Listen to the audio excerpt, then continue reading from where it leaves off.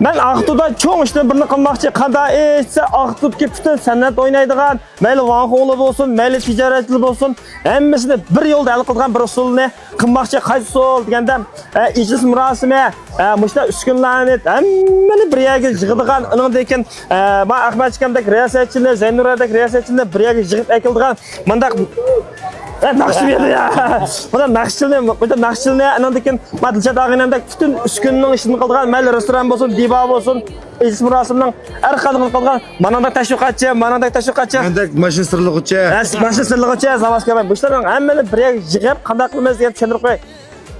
Har xil yalanlik ijlis murosimlari va riyosatchilikka kichik bolalarning tug'ilgan kuniki karton riyosatchiliklaridan tortib ishni qilib yatak bizaydigan, mashin bizaydigan, to'y mashina ijaraga beradigandan tortib hammasi to'liq bor. Bizni izlasingizdan bo'ldi. Qolganiga Ahmad akam o'zi tushuntirmasin. Xo'sh, Yasinjon shunda belangak qildi. Aqto'nayimizda eng kam bo'layotgan, bo'lib esish murosimlarga eng kam tiklayotgan ishlarning amini biz ilib beryapmiz. San'atga munosabatlik, mayli sahna uskunlari, mayli riyosatchilik, mayli naqsha, mayli cho'ng kichik o'tirishlarningki, muzik atrati bo'lsin, hammasini biz bir yurish Aqto xalqimiz uchun, ya'ni san'at suyar xalqimiz uchun bir yurish elib, mulozimatni elib bormoqchi. Shunday qo'yasiz. To'g'ri aka, to'g'ri. Bundan keyin ishlarimiz ham yaxshi bo'lsin. Rahmat. Undan keyin asos jihatni qilmoqchi bo'lgan plan, hatto restorandan tortib bo'lsa, to'y mulozimati shirkatini texnik yo'g'otmoqchi.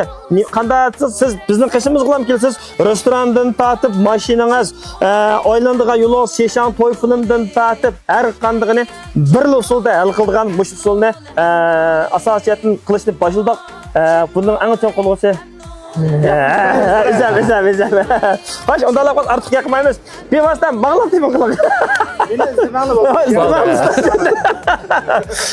Hemen burada yakınlaşsam gap uzak bitken şuna kandalı bulup kalsın. Muşan tuğallarının kayısı biz insanlar. Biz yani bir yergilem şeyimiz diye gap. Telefon alakalı telefon numarımız 166 09 08 14 32. Muş numarga bir vasıta baksanız bizden bir vasıta köşeleysiniz.